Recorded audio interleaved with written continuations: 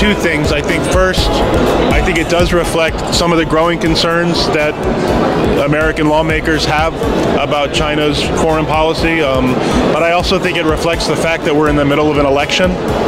So I think there are efforts by some American politicians to create division on the other side in a way that, in my view, is not always helpful. But again, I think this reflects let's say the way that our politics work sometimes in our democracy. We have these kinds of disagreements, but ultimately the goal is to try to come to consensus and agreement, for a policy that promotes the security and the prosperity of the American people, and hopefully for people around the world. So one of the meeting is promoting international humanitarian law. A second topic and message is the need in armed conflicts to have humanitarian actors being able, impartial and neutral humanitarian actors, being able to bring relief to the people, to the communities who are suffering. And then the third comment that we are bringing is precisely to be able to build greater understanding on these issues. Well, the competition between the US and China is important.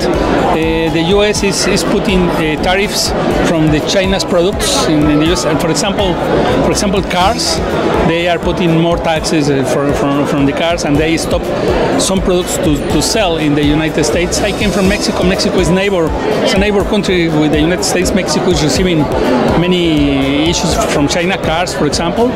And with these cars, you cannot cross to the United States. And this is bad because it's not open, the trade is not open.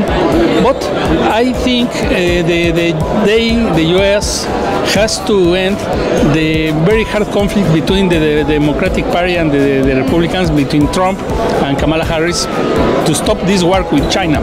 China is working for a stabilization of the efforts in the world to stop conflicts. And this is very important.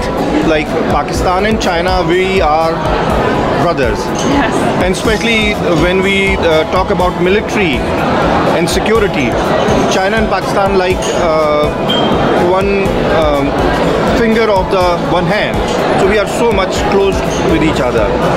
But if we talk about a larger region, Middle East, South Asia, Central Asia, this is important that China is slowly encouraging their military and security development and help also. So that's this is in line with the leaders' vision of the shared development. When you will have security, then you will have development. If you don't have security, you cannot have development.